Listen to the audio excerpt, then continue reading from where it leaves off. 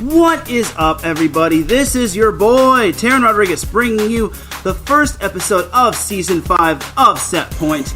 And as always, we have ourselves a jam-packed show as we have quite a bit to get into.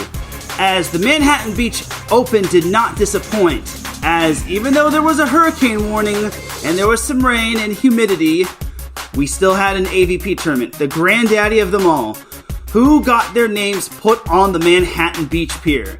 Also, we have NCAA Women's Volleyball officially, as I'll be welcoming in Daniel Gillman of Six Rotations to help me break down some NCAA Women's Volleyball. Also, I'll be discussing a little about my afternoon covering Long Beach State Women's Volleyball versus Pepperdine in their scrimmage. Let's just say it actually had a fifth set as opposed to the previous scrimmages. So hand me a volleyball, set the net, because I'm about to serve you up some volleyball action here on Set Point. This is Teran Rodriguez bringing you the Season 5 premiere of Set Point here on IE Sports Radio, your direct feed for all that is sports.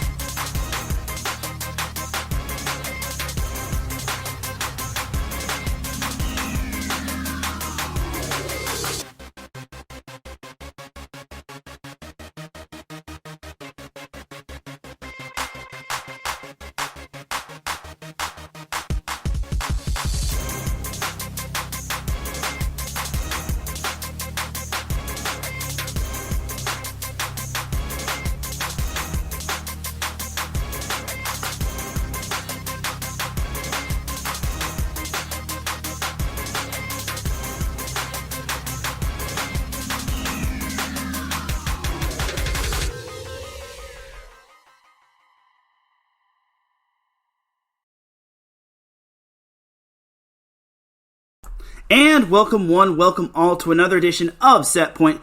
Thank you all for joining me on this beautiful Monday afternoon, Monday evening, Monday wherever you are listening from. Either way, you have made your way to episode 208 of Set Point, the opening of Season 5. And without any further delay, let us begin. But first and foremost, Set Point would not be live without IE Sports Radio providing the platform to go live on Spreaker. Please do follow them on Twitter, now known as X, Instagram, and on TikTok at IE Sports Radio.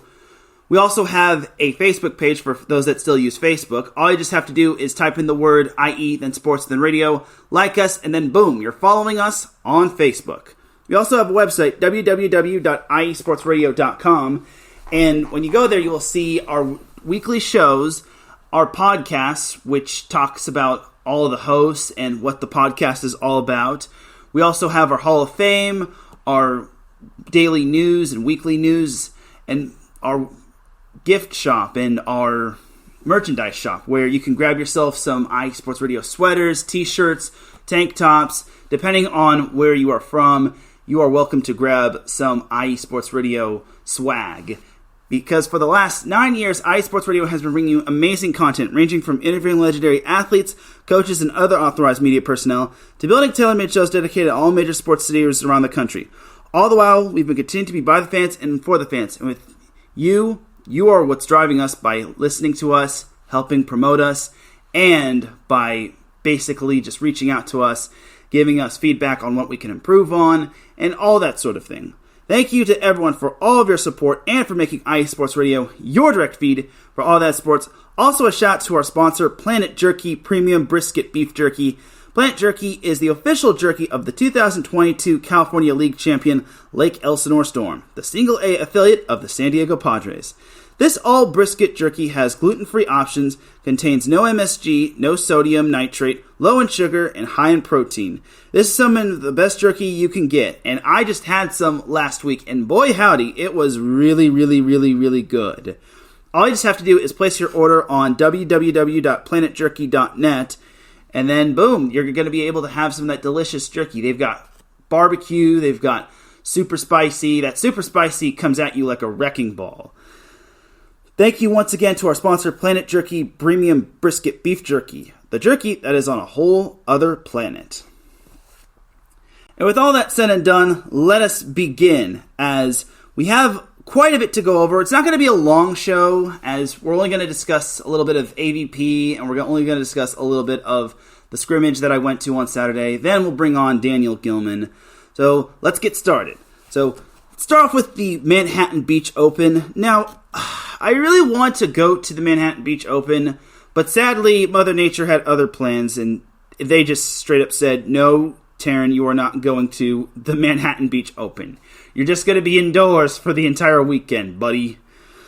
Well, I was indoors for the most part, and thankfully I wasn't caught in the worst of it. I did have some work on Sunday, where that was kind of the worst of the storm, but I digress. Anyway, so the Manhattan Beach Open was the granddaddy of them all. You win the tournament, you basically get, your pair gets your names on the Manhattan Beach Pier. It's been a tradition ever since the day it first started. So it was a very eventful Manhattan Beach Open, especially on the women's side. Like, it was very, very good. As, believe it or not, the winner, you probably wouldn't have known this, but they actually had themselves quite the long path. But getting over to the semifinals, just to speed up the process, the semifinals on the women's side consisted of Zana Muno and Deanna Kraft taking on Betsy Flint and Julia Scholes. And then the other semifinal was Haley Harward and Kelly Kalinsky taking on Megan Kraft and Emily Stockman. Now, if you all remember, Kelly Kalinsky won this tournament last year with Sarah Hughes, who is not partaking in this tournament, or was not partaking in this tournament. She was in a international tournament with Kelly Chang in Hamburg, Germany. So we basically were going to have a new pair champion. It was going to be a repeat on the women's side. But in the semifinals, Julia Scholes and Betsy Flint knocked off Deanna Kraft and Zana Muno via a sweep. It wasn't really ultimately surprising, as the two wound up winning by quite a bit of a margin. They won the first set by 8 and then won the second set by 10. Then the second semifinal, it was very eventful. Harward and Kalinsky took the first set over Kraft and Stockman 21-17, but then Kraft and Stockman took that second set 21-13. And then the third set, it was a battle to the bitter end. 15 points was not enough as the pairs went into overtime. Eventually, Haley Harward and Kelly Kalinsky wound up winning set 3, 18-16 over Megan Kraft and Emily Stockman. And that is how Harward and Kalinsky advanced to the final. Now, believe it or not, for those that are USC fans, there were actually 3 USC players in the semifinal. So, with Julia Scholes, who was a part of that USC group that wound up winning back in 2022, as well as Haley Harward, who wound up winning it in 2022 and 2021. I think Julia Scholes also was a part of that 2021 team. Those two basically were facing one another on the opposite side of the net, which was quite fascinating. And then Kelly Kalinsky and Betsy Flint are both West Coast Conference alums. Kalinsky being a former Pepperdine alum, and then Flint being a former LMU or Loyola Marymount alum. So that was pretty cool to see. And then Megan Kraft, who was the part of the three-peat team from 2021 all the way to 2023, she was a USC alum as well, or she's a USC alum as well. But for the women's final, it was a roller coaster in set 1. Julia Scholes and Betsy Flint took that first set 22-20, and that's pretty much what swung the momentum, as Julia Scholes was basically serving heat from the service line, especially in set 2. Winning that first set really swung the momentum to Flint and Scholes, because basically they kind of ripped the hearts out of Harward and Kalinsky. Eventually, Scholes and Flint took the second set 21-14 as they wound up winning the Manhattan Beach Open. Now, for Betsy Flint, this was kind of special for her just because she was in the finals last year with another partner, not Julia Scholes, as the previous partner, I think it was Sarah Sponsel, regardless, Betsy Flint and the partner that she had last year, they were up 13-10, and then Kelly Kalinsky, who was partnered with Sarah Hughes, went on a 5-0 run to basically steal that third set 15-13 and the match. So obviously it was a breath of redemption for Betsy Flint, as Betsy Flint is a veteran when it comes to the AVP, whereas Julia Scholes, I wouldn't say she's a youngin' or a baby in the AVP. I think this is like her second or third year. Either way, Julia Skulls and Betsy Flint have really good cohesion and really good pair chemistry with one another. And winning the Manhattan Beach Open was great for them. It was just great success for them. And then as for Harward and Kolinske, obviously it was tough losing in the final. If they win that first set, heck, it could probably go the other way for them. But I will say this. The two are really adapting really well to one another. Harward is a digging machine, and then Kolinske is so tall at the net. Like, it's just so tough for anyone to get past Kolinske. I think she's like 6'2", if not 6'3". But I really think those two are coming along really quick, and that's a problem for the entirety of the AVP.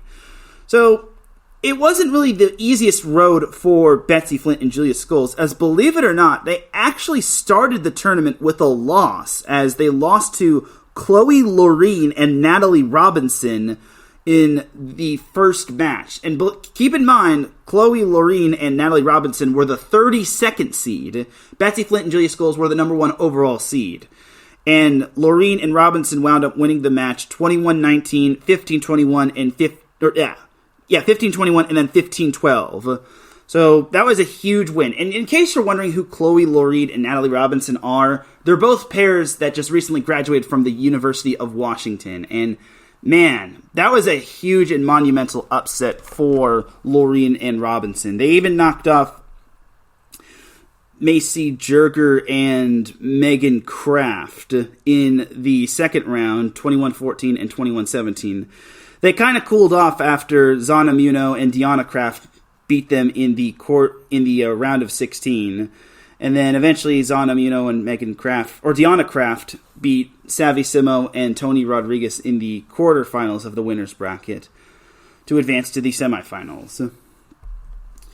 And then also Haley Harward and Kelly Kolinske also kind of had a little bit of a longer road, as they fell to Corinne Quiggle and Sarah, I think her name is, from what I was hearing on the broadcast, it's pronounced Skirmerhorn. I've always pronounced it Schermerhorn, but yeah, it's Corinne Quigglehorn, as the pair's name is officially called. But eventually, just like Betsy Flint and Julia Skulls, Kelly Kolinske and Haley Harward were able to win their way through the contenders bracket, which I think was rather amazing. So good job to Julia Skulls and Betsy Flint on winning the Manhattan Beach Open. Now for the men's side.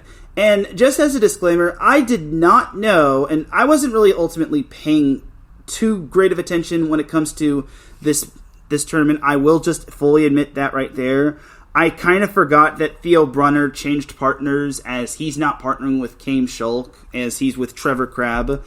Again, this is what happens when the AVP has a tournament 1 week before the NCAA women's volleyball season. So I do apologize if I was tweeting out that Theo Brunner and Kame Schulk were partnered up, as, again, I was not fully paying attention. I was multitasking as well. So I'm sorry. And Kame Schulk and Tri Bourne were the ones that were partnered up. But maybe I'm just thinking of the past when Theo Brunner and Kame Schulk were partnered. Anyway, so for the men's side of things, Theo Brunner and Trevor Crabb, as well as the 4 seed Taylor Crabb and Taylor Sander, advanced to the semifinals. And believe it or not, Cody Caldwell of the Orange County Stunners and Sean Cook advanced to the semifinals. And then Hagen Smith and Logan Weber advanced to the semifinals. Now, the unique thing about Cook and Caldwell is that they were a 12 seed, and then Smith and Weber were a 10 seed. So we had double-digit seeds advancing to the semifinals, which I thought was really cool. Unfortunately, the so-called Cinderella story kind of ended as Brunner and Crabb beat Cook and Caldwell 21-15 and 21-16. And then the other semifinal, little closer, but Crabb and Sander took down Smith and Weber 23-21 and 21-15. So the final was Theo Brunner and Trevor Crabb and Taylor Sander. So we basically got a crab boil. So the correct vernacular in AVP terms is crab boil, not crab boiler. I've always called it crab boiler or crab broiler, but it's crab boil, which I was close, but whatever. I'll call it whatever I wish. Like, don't judge me. Anyway, so in the final between the Crabs, between Team Taylor and the number 1 seed Brunner and Crab, it was rather fascinating if you ask me, as, yeah, it was a very fun final. It's always fun when you get the crab boil. But in the end, Crab and Sander defeated Crab and Brunner 27-25 as they wound up managing to they took the first set by that big of a score. They took the first set 27-25, which was so big. I was very impressed by that. If they did not take it by... I was watching this at home because I am not going out there in that storm and getting caught in it. But I will just say, it was just fantastic. That first set was just a roller coaster. And heck, we even got to see, I don't know who got angry. I think it was like Taylor or Trevor Crab. It was one of the players that got angry, and he even tugged at the net, which always shows the frustration of a beach volleyball player for the most part. But that first set was everything and more. It was what lived up to the hype. And then the second set, Team Taylor took that set 21-16 to basically take the match. And honestly, it was a job well done. And I will just say this. I know every AVP fan is angry at the fact that they didn't get a chance to see this in great quality. But you have to remember that the AVP, which was broadcasting on ESPN, was having to deal with like the weather currents, like rain and wind and whatnot. So you can't ultimately blame the AVP on this. And I know people are whining and complaining, saying that the AVP needs a new contract of streaming services. Well, yes and no. I mean, they're doing their best. Like, we all can't, like, expect true perfection out of them. But at the same time, you can't just truly get angry at them just because the quality is that bad. I mean, they're trying their best. So let's all just pump the brakes, take a deep breath, and just enjoy the volleyball. And the fact that we even get nationally televised volleyball in terms of the AVP is quite amazing. So all in all, for the AVP in the Manhattan Beach Open, it was amazing as Team Taylor basically took it, and that's quite special on their behalf. Even when they lost to Theo Brunner and Trevor Crab in the winner's bracket quarterfinals, they made their way through the contenders bracket, and they were able to advance to the semifinals, where they took care of business against Hagen Smith and Logan Weber, and then they took care of business in their redemption match against Brunner and Crab. Trevor Crab, that is. But yeah, long story short, whenever there's a crab boil, you don't want to miss it. And when it's on national TV, you basically don't want to miss it. So you really don't want to miss it. So all in all, it was just fun times, the AVP Manhattan Beach Open. So people just need to learn to chill sometimes. All right, so the next AVP tournament will be in Chicago, Illinois, as it'll be the Chicago Open, which is another Gold Series tournament. I won't get into too much of that. That'll be saved for next week. But it is boiling down to the last few tournaments before the championships, which is going to be in mid to late September. I don't know if they've officially finalized the location. Last year they had it in Phoenix, but it is what it is. All right, but that is going to do it for the AVP portion of the show.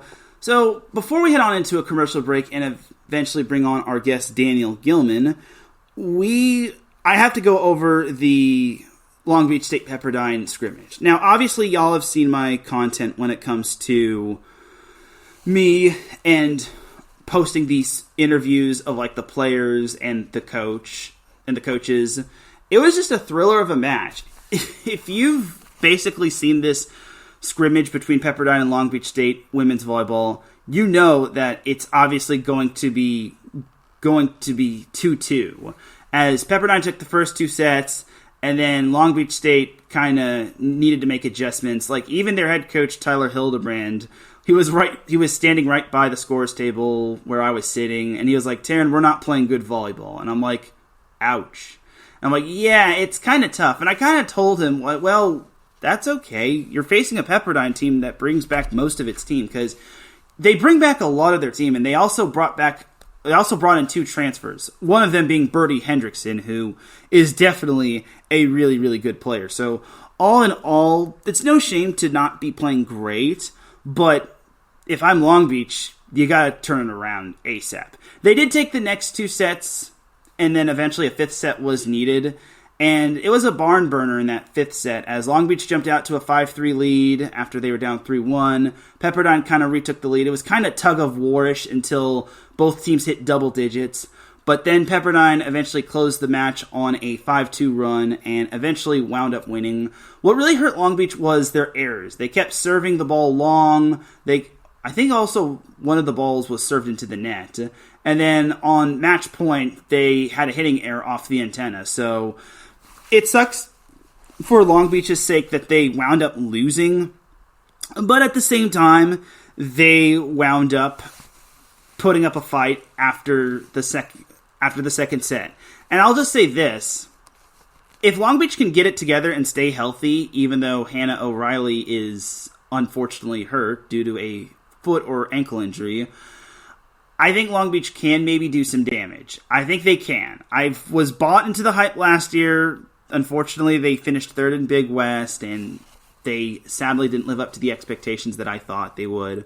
But I will say this. I think Long Beach, with bringing in the likes of Abby Carrick, Hannah Lesiak, who we didn't get to see a whole lot of, Elise Aggie, I think Long Beach State can really do well, not just in the Big West Conference, but in their season as well. Yes, they have a tougher schedule with the likes of Texas, UCLA, Washington, Indiana. They're at Nebraska. They're at Arizona, which has vastly improved. But all in all, I think Long Beach State can definitely improve from last year. And then for Pepperdine, they are as promising as advertised. They are receiving votes in the AVCA coaches poll as they are knocking on that door. And I even talked to Scott Wong before the match. I said, I think you guys should be ranked. And the bottom 25, 21 through 25, could go either way. I mean, USC is ranked, Western Kentucky is ranked, Rice is ranked, Arkansas is ranked. Like, you could make the arguments for a good portion of the teams that are basically 20 through 25. But I think Pepperdine is definitely deserving of a top 25 ranking. But they're going to have to win their way up. And I'll just say this. As long as they don't have anything like distracting them, like the whole Rachel Aarons thing. I mean, it wasn't her fault. I mean, Rachel Aarons obviously had to do what she needed to do to basically keep her mental health intact. And that was great. That was great and brave of her. But as long as Pepperdine doesn't have anything of that sort happening that derails them after a strong start in non-conference play, I think Pepperdine can really do damage, especially in the West Coast Conference. Because you have to remember, BYU is gone to the Big 12. So that means, in my opinion, LMU, San Diego, and Pepperdine are kind of the three-headed monster that are fighting for the top spot. You also have San Francisco, which looks good. Santa Clara also is pretty legit as well. So we'll see what happens going forward with the West Coast Conference. Scott Wong did say that there was depth in the West Coast Conference, and I'm excited for it. So we'll see what happens. But all in all, that is pretty much going to do it for the NCAA women's volleyball portion not just NCAA women's volleyball portion of the show, the scrimmage portion of this show, as that's basically the tip of the iceberg. But when we come back, we will be having Daniel Gillman of Six Rotations on as a guest. So keep it locked here. You are listening to Set Point here on IE Sports Radio, your direct feed for all that sports. We'll be right back after this.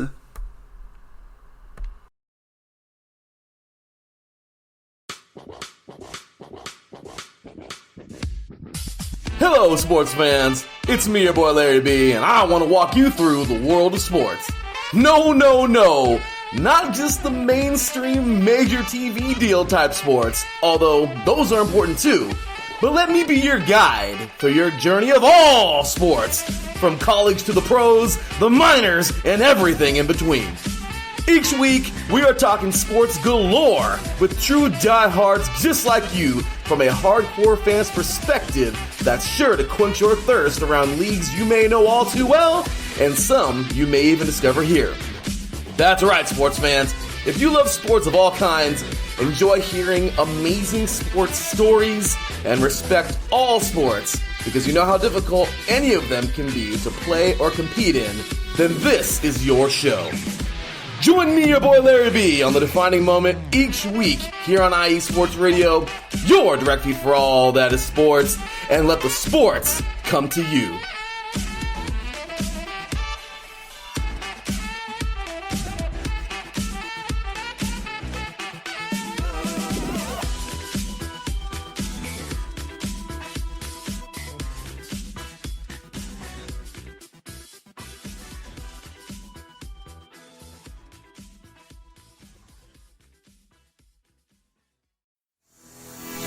Sports fans, do you like teams that are tough, cities that are tougher, and fan bases that are passionate about their teams? How about teams that are historic and stadiums that are iconic? Then you belong in Chicago, and you need to check out Chi-Town Weekly. Join me, Adam Kernan, every week as we keep up with all things Chicago sports. Bears, Bulls, Blackhawks, Cubs, White Sox. We'll cover them all, plus more. The Windy City is always buzzing, and we'll keep you up on all the big games and major stories. So tune in to Chi-Town Weekly every week right here on IE Sports Radio, your direct feed for all that is sports.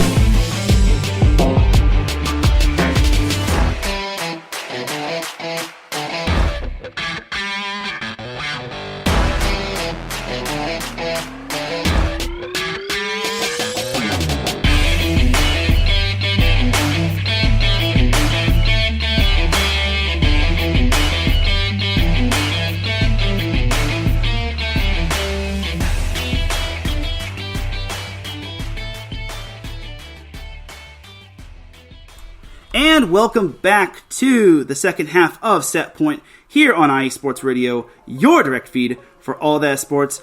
All right, now it is time to bring on our guest. And our guest doesn't really need too much of an introduction, but we're going to give it to him. My guest is the host of Six Rotations, the ABCA's NCAA Women's Volleyball Show.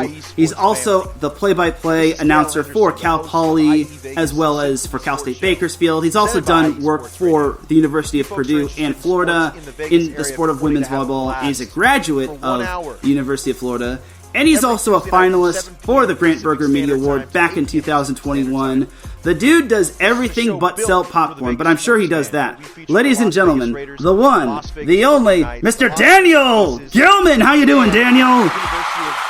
I'm good, Teran. Thank you for the long-winded lead-up. How's everything going with you? You excited for the big D-Day coming up here at the end of the week? Oh, yes. I am definitely excited for NCAA women's volleyball season, as honestly, I can't wait for it this Friday. It's going to be some fun times. And where's that applause button one more time for Daniel Gillman? There it is. All right. But with all that said and done, let us begin. But first and foremost, these are the thoughts and opinions of myself, Teran Rodriguez, and of Daniel Gillman, and are not the thoughts and opinions of the ABCA, Cal Poly, San Luis Obispo, Long Beach State University, IE Sports Radio, or any third or fourth party organizations. So I just got to get that out of the way. But with all that said and done, Daniel, the floor is yours. Tell everyone who you are, what you do, and how you found the sport of volleyball. All right, here we go. So, as you mentioned, I've got my hands in a few things, but no longer working at Bakersfield. That kind of brought me out to California. I live out in San Luis Obispo. I do a lot of broadcasting, play-by-play, mainly for Cal Poly, and then I do a lot of Texas Tech and some Wyoming, some Clemson stuff, kind of have my hands everywhere. But I grew up in South Florida, a town called Weston, Florida. It's a suburb outside of Fort Lauderdale, about 45 minutes north of Miami. And went to a massive high school, 4,500 kids, nationally ranked in soccer and football and a couple other places, depending on the year. And so there was a big sports broadcasting air, at that school. There were some kids that even now grew up to be still sports broadcasters that I got to either be in the same grade as, or you're younger, Josh Appel and Jake Marsh of Barstool fame and Jeremy Taché out in Miami working for Bally. So a lot of good friends that are in the business, and I like to think that we were all cultivated by someone named Kurt Doster. So Mr. Doster was kind of like the teacher of the production class. And so that's how everything started for me broadcasting-wise. I went to University of Florida, and that's how volleyball entered my life. As a junior, I reached out to try to broadcast some of the Gator sports, and the one guy that I was able to get a connection with was the radio volleyball broadcaster. His name was Tom Collette. Fantastic role model and a great introduction to the world of radio sports and radio volleyball. So yes, it's not something that happens often, Teran. I was doing radio volleyball, so calling, touch, a position from the left front, dip to the back corner, picked up by the bro, just calls that are a lot different than the TV call. So that was like the indoctrination into the world and learning from Mary Wise at a few practices, kind of interested in it. And then out of college, had a job with Dave Shondell broadcasting all of Purdue's volleyball matches on the radio. So it wasn't TV stuff. So I had about 4 radio experience before I moved on over to now mainly doing TV, and a lot of TV volleyball, which is great with the ESPN Plus addition and indoctrination. And so that's how volleyball became. I've got some Mary Wise in me, and I've got some Dave Shondell in me. Some would say 2 of the best. That is amazing to hear. And if you haven't checked out Daniel Gillman's work, you definitely have to, as he even did, correct me if I'm wrong about this, I think previews of the NCAA 2020 tournament with all of the coaches that hosted. If I'm wrong, just correct me right there. No, to be honest, Teran, that's kind of where it all started for me in terms of trying to become either a host or just more than just a play-by-play broadcaster, because now, you have to really be multifaceted. You've got all of your different shows and you see so many different podcasters and content creators. But during the build-up to the spring season after the shutdown and the shortened spring season, I was working at Purdue, but I was only doing home matches in person. The road matches I would do from home remotely. And I just decided, there wasn't really a bracket breakdown after it was revealed. It was all kind of, I don't know, anticlimactic, with the days leading up into the tournament. So I got on the horn and emailed either a coach or a reporter or a broadcaster for all 48 teams.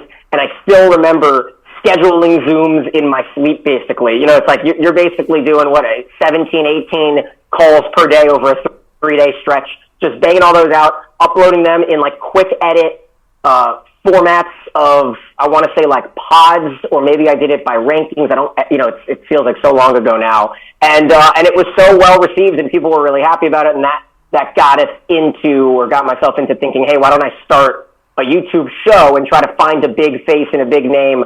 And that's where it all got linked up with Mick Haley. And so using his volleyball connections kind of and his, name recognition, and then kind of, I guess, using a little bit more of a hunger on my side, and I show my passion and I wear my heart on my sleeve and all of that. And so we were able to kind of use our forces together to start that show and just kind of go weekly. And it's been a lot of fun. I wouldn't say it's breaking records or anything viewership wise, but it did what we wanted it to do, which is just keep the conversation going. And I like to think this much. I think that there are other shows that only exist because Six Rotations started as well. I like to think that there are other volleyball spaces, and I'm happy that Big Ten Network is ramping up their volleyball coverage, and hopefully, we'll see SEC Network kind of follow suit, although they haven't done so yet.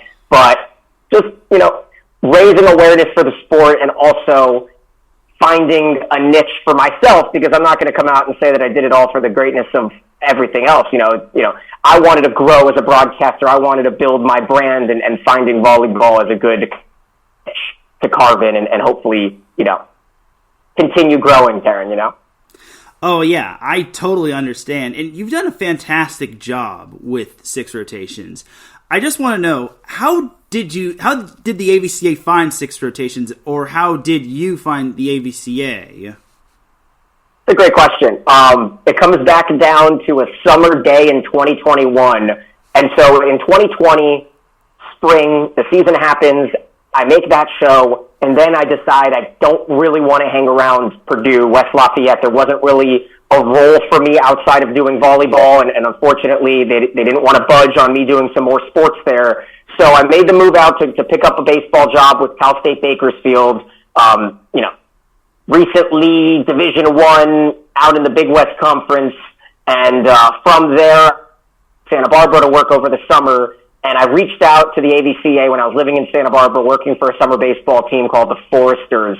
And I got on a Zoom call with Kathy DeBoer, who is of course, one of the leading mothers of the Title IX movement, of the growth volleyball, women's college volleyball specifically, and she had, reigned at the head of AVCA for many, many years, and recently had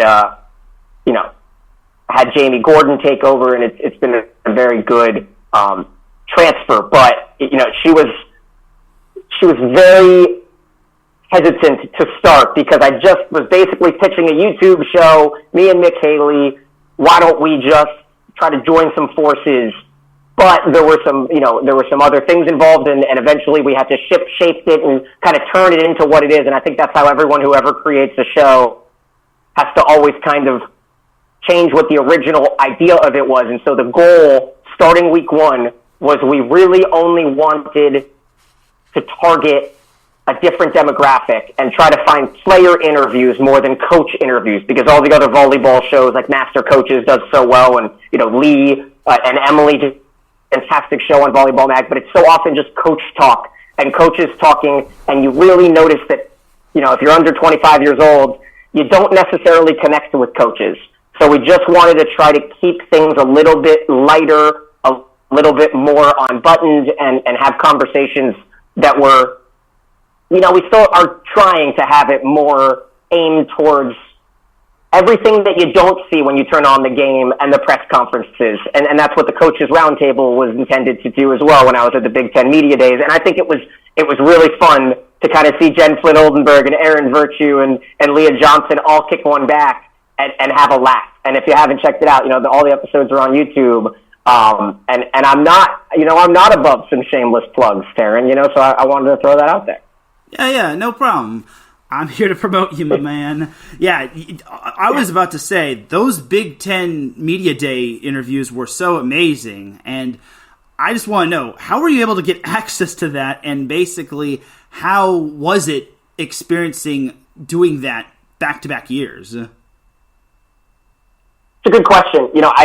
I've been in very good relations with Big Ten Network, and I think it's a good lesson for people who want to be a broadcaster or want to be a content creator, and the early connections and the early conversations that you have with people of power are very indicative if they say no in the beginning. I might have reached out years ago to try to either shadow or do this or do some work, and got a lot of, hey, we're filled, or we're not there yet, or, things like that. But instead of responding with like some snark or ghosting them, you just want to kind of keep relations going. And I think that's good to think about for any level or for any area of sports or anything really, to just make sure. And so the connections have stayed strong from before Six Rotations was a little bit more of a recognized show. And then when they announced the inaugural media days, I was lucky enough to be on a list of people that got the email offering, to go and try to cover it in some way.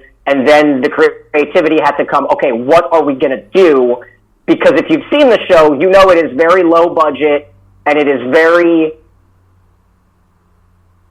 we don't have 6 massive cameras to come bring into a room and make players, look great. And, so an in-person element to the show was going to be really tricky. And so we do a Zoom-based show, and we use templates to cut out all of the, erroneous stuff behind people and all of that stuff. And so the idea to have coaches kind of sitting around a table, and, originally I did 4 coaches. It ended up being a little bit too many people. You can't get around to 4 people quick enough. So then this past year I did 3, and I did 2 separate segments. I had an all guys and an all female group just to kind of see what the different dynamics would be like. And, maybe you get a different boisterous bunch of guys, and maybe Kelly Sheffield and Adam Hughes are a little bit too analytical, but they really stayed very focused and didn't quite stray from the agendas in mind, where it's like, I want things to be really relaxed. And, it went really well. I got to cover the press conferences. And honestly, Teran, if you those press conferences, it's something that every conference needs to highly consider doing, if not just from a remote standpoint, right? Where you could just have, let's say the American, or the Southland has a fantastic presence in terms of social media and their events leading up to their football media days and stuff like that. Why are they not having a volleyball media days where you're making the players and coaches feel special? And in a year now where a lot of Olympic sports athletes are not feeling special because of, conference realignment, it would be a really good idea for a lot of different conferences to really think about it, because you can just have people asking questions over Zoom. Everyone doesn't have to fly to Birmingham or Nashville or wherever you want to do it. But it was really fun. Now, if you told me next year there's going to be 6, I don't think I can get to 6, conference media days. So maybe I'm talking from both sides of my mouth, because if they keep it 1 or 2, we can be covering it in person. That's very informative. And you know what? I totally agree with you. Last week, I had John Speraw as a guest, and I said, why don't we have an MPSF men's volleyball media day? Because, well, UCLA is one of the top teams, and USC is always good, and then you've got some of the other 100%. And all that sort of thing. So, yeah. So, anyway, sorry about that little tangent. Jumping over to some NCAA women's volleyball, and this week, we got a lot of matches to watch for. Which ones are you excited for? Oh, yes. Now we get into the bones. You just have into the 15 minutes of buffer. But for the real fans who are still locked in here, we are going to talk X's and O's. And I don't think, Teran, that there has been a more exciting opening day. And we can get to the weekend in a little bit, but just the opening day, August 25th, there are such good matches. And I haven't necessarily gone down through. I'm just going to play the expectation game that most of them are going to be viewable. I mean, I know that the battle in Tampa is going to be on ESPN+. I have a friend, Ryan Urquhart, who's going to be on the call. Very excited to tune into Florida and Penn State right off the bat. And Wisconsin, Baylor, TCU, Minnesota is always, a weekend that those 4 get. And it's weird because some of these preseason matches, like I know that whatever happens in Minneapolis this weekend, it's not that indicative in terms of upsets, because I feel like every year there's like one big upset between those teams because they know each other so well. Do you know what I mean? As opposed to other pre-conference venues where you're seeing teams like San Diego, Oregon, Hawaii have a fantastic little tournament out in Honolulu. So the San Diego, Oregon opening, West Marquette is a fantastic one right off the bat, 11 a.m. Eastern time between those 25 teams. And then you go out USC and Houston late at night, 9 o'clock on the East Coast.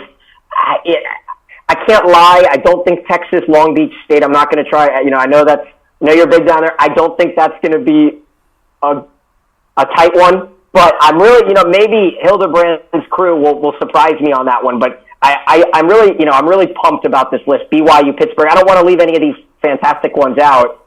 And Colorado State, Kentucky is really good. What about you? Of all the ones that I said, are there any that I'm missing, or any that you feel that you want to jump in with on that opening day? So you mentioned Texas, Long Beach State on that opening day. Yeah, I totally agree. I'm 100% certain Texas is going to roll to that win, but maybe Long Beach State will try to at least give themselves a boxer's chance. Well, don't say that. They're obviously going to try, right? Yeah, now, you just want to think that they might, you never know. It's opening day. Anything is possible. There's not a ranking next to a team's name that means squat on opening day. It's as simple as that. You look at Georgia Tech, Penn State on the second game, or even Baylor, Minnesota, and like these numbers, they just don't quite mean anything until you see all of these players meshing. And I talked about it on the top 25 reveal episode, so I don't say too many things redundantly, but I do think there are a few teams that obviously have higher expectations, but at the end of the day, we don't know anything until Friday and Saturday night. That's when we can absorb and say, okay, this fresh is unbelievable. But until that happens, until we see them, there are certainly a handful of very highly ranked freshmen this year. I don't know if it's more than last year, but I'm certainly excited for them to kind of show out. I agree. And I actually do have a majority of all of the ranked-on-ranked matches. I do have a couple of non-ranked matches that are kind of mixed into those ranked matches. I have Hawaii, San Diego, and Hawaii, Oregon as a sneaky good matchup. I feel Hawaii is so stacked across the board, having returned most of its team. We'll get into that a little bit later, but are there any other matches we can watch out for? Maybe on the not-so-ranked-on-ranked side of things? Yeah, let me take a little gander here, because, there are a couple that I think I am necessarily, I don't want to speak. I personally will tell you this. If you want Daniel Gillman to be on your ESPN Plus early at 11 a.m. Central, noon Eastern time Friday, great one. Texas Tech against Houston Christian, okay? So Texas Tech, a team that finished in the bottom of the Big 12 Conference. Houston Christian, a very surprising, talented top pick in the Southland. I'm very curious to see what kind of comes out of Houston Christian, and so I'm going to be on that call, and then later that night I'm doing Texas Tech against Wichita State. So Wichita State is a team that was a few wins from getting some bounces in the AAC last year. They're picked to finish third in their division, and they added the AVCA 2-year Player of the Year, Barbara Kohler, from Florida Southwestern. So just to bring it in with AVCA, just to bring in a little bit of self-promotion. That's what I'm going to be doing on Friday. So you could throw those games on your to-do list. It's a nooner and a 9 o'clock Easterner on those. But, any match is going to be entertaining. I really think that San Diego is going to have a little chip on their shoulder because of that number 13. And you mentioned they're going out to Hawaii. It's going to be a great weekend with Northwestern and Oregon. And the Rainbow Wahine are dangerous. They've got as good of a core as you can ask for, right? With Lang, IGD, and Wagner, and Alexander. And so I think it might be the winning tournament for me in terms of grabbing my eye. I totally agree. And that's actually perfect segue, now that you mentioned Hawaii, to go into our next little discussion. I call this little segment 5 Burning Questions from the Big West. And we're going to try to go a little rapid fire here just to make it entertaining. We'll try to do this in 5 minutes, and if we can, awesome. But if not, no big deal. So, anyway, I got 5 burning questions from the Big West, and the time will start once I finish the question. So, first question for you, Daniel. Does Hawaii go undefeated in Big West Conference play? And this does not include the tournament. Go. No, it's tough. It's not easy to go undefeated. The answer is no. All right, keep it simple and plain. True or false? Yep. Does Santa Barbara finish second in the Big West like they're projected to?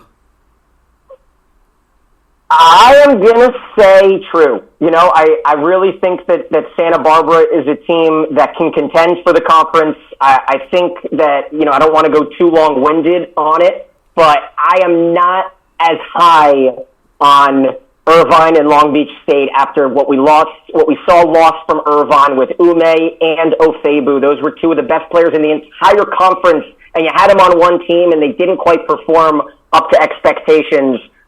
So I'm not big on UCI, and I'm curious to see what Long Beach State will do. The names out there aren't too devastating, but it might be a good thing where Tyler Hildebrand had all those names last year, and they played well with just 5 or 6 conference losses. I think Owabete is going to show up in her senior year for UCSB and become one of the top 5 players in the conference. That'll be one of my bold predictions with UCSB's outside.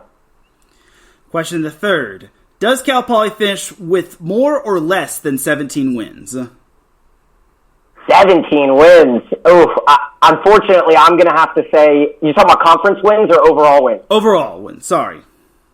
Oh, overall wins. We'll go with over. They were 17-13 last year, but they had a very poor run in the beginning of the year with a lot of bad luck. They, in fact, started 0-7, and then they went on a 13-1 run through the beginning of conference play. It was kind of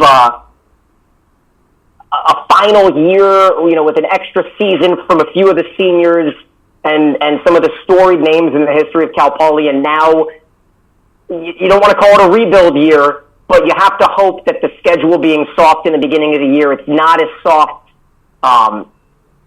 last season for Cal Poly, and they had to run through UCLA and Pepperdine and Washington, and they will play Pepperdine and Washington, but not until September 15th. So I think that does a lot better for them in terms of some August and early September wins. So I'm going over 17. I do think that Emmy Bullis is the real deal, and so does Coach Walters. And this will be a very, very important year for Tommy Stockham. She's been there for 3. This will be her senior season, her final season playing. And it's her show now. She had her with the injury to Maya Dvorchak, and then a year with Maya Dvorchak last season. And there were just a lot of firepower, right, on one team. And it's hard sometimes to mesh that together. And now this year it'll just be, Tommy with some Annabelle Falcon on the outside. And, Kate Slack in the middle is going to have to be an all-conference middle in order for Cal Poly to soar, because there's a little bit of question marks around who that middle second is going to be. So, you say 17. I thought you were saying 17 conference wins, and I was going to say if they could ride around 15, 16, 17 conference wins, I think that'd be right about the expectation I'm going to have them for. Yeah, that was my fault on that, so I'll give you a little bit more time.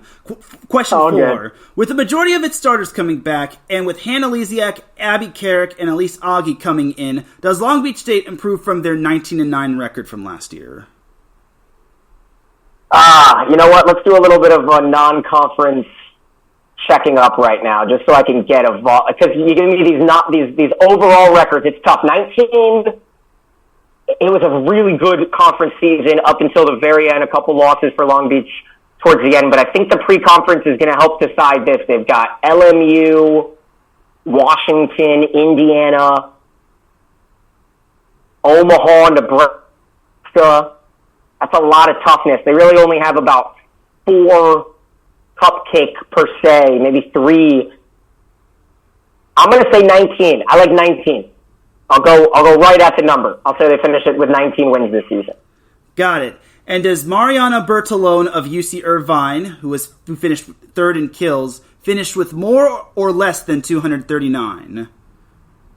More. They're going to have to, like I said, no Ume and no and no Ofebu.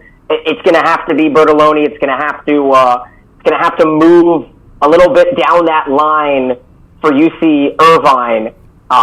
And as I look at some of these returners, it's a lot of red transfer numbers next to a lot of these names. They add a middle from UC Riverside, and there's 2 or 3 hitters added from the East Coast with Fairfield and Sacred Heart. So it's going to be tough for UC Irvine. It's going to be a lot of the Virgason, Bertolone, McDonald trio. And so, yeah, I think Bertolone, what is she in her 3rd or 4th season? I think she's a redshirt junior. I think she steps up and has over 250 kills, yeah. Excellent. And I basically let you slide because I wasn't clear on that 3rd question. So that was basically the 5 burning questions from the Big West. And here's a little bonus question. And don't worry, the time is basically stopped. You made the 5 minutes. You basically you did great, Daniel. Now, here's the bonus question. Will the projected top 6 in the preseason poll be the 6 teams that make the Big West Conference tournament? Because remember, only 6 teams can make it. All right, now why don't you read it for the fans here? Who are the top 6 preseason? Number 1, Hawaii. Number 2, Santa Barbara. Number 3, Long Beach State.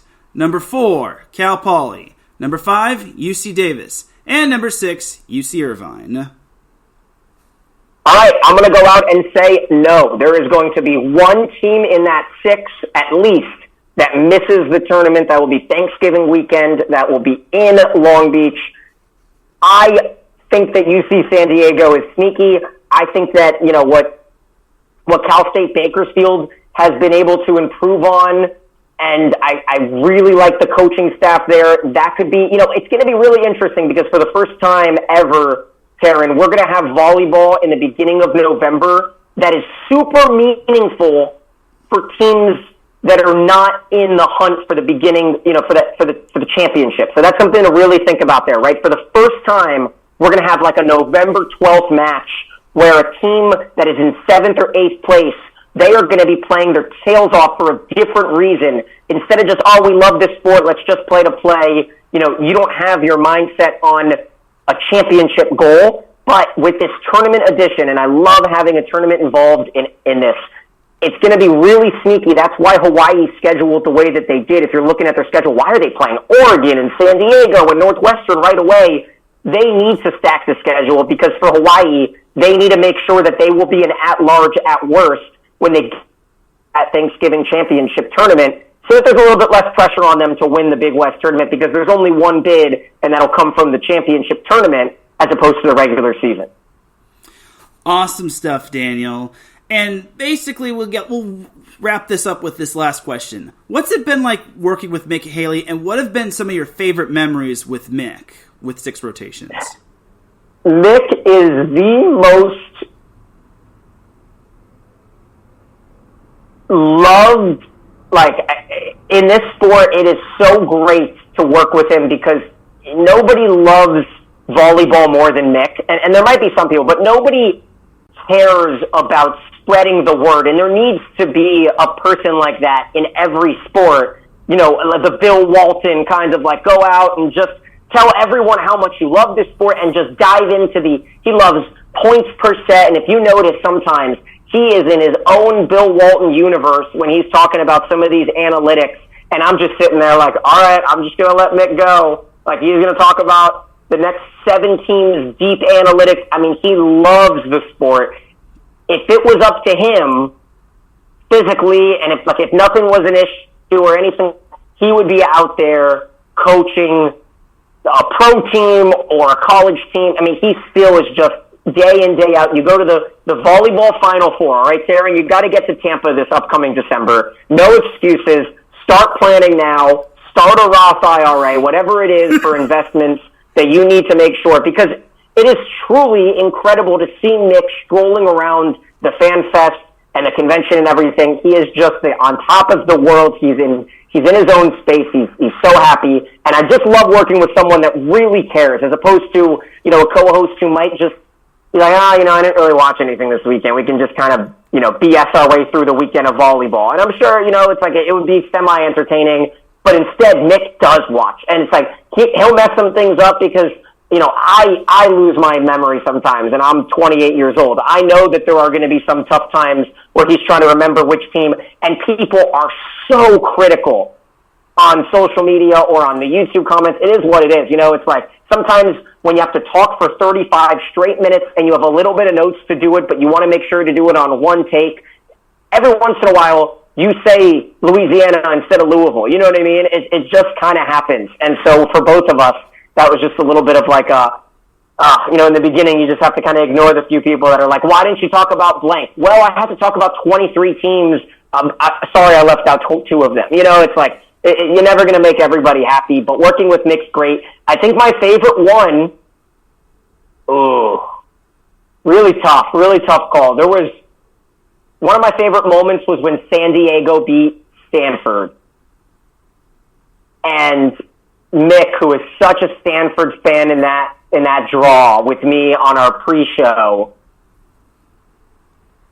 it was just so fun to have him just kind of sit there and be like, because he doesn't like to admit that I sometimes might have an upper edge in terms of a take or an opinion on him. Because I'll admit it. I'll say most of the times Mick knows more when talking about volleyball than me, but I know more when following trends and realizing that sometimes, the superstar team who doesn't really have that many fans come to some of these matches. They might not necessarily be able to fuel from the match. Stanford, they would be epic, right? If their fans sold out and stood the whole time and it was like Devaney and Maples was rocking. But I've called big matches there. It's not a rocking atmosphere. You know what I mean? unfortunately, it is a lot of fans that are not boisterous. And I'm not going to say age, because it doesn't matter, because Nebraska has the oldest fans. And you could ask anyone who's been to Devaney. It's a pickleball court in there. You know what I mean? In terms of the attendance. And that was a fun joke, because I do love pickleball. But, so I just had a feeling that, USC could have won into Stanford. And so Mick, after that show, and that's when the USC AD, Bill McGillis, kind of chimed in, betting Mick a stake on that one. And Mick was like, if you make the Final Four, I'll buy you a steak. And so that was a really, really fun exchange. That was my favorite one. Excellent.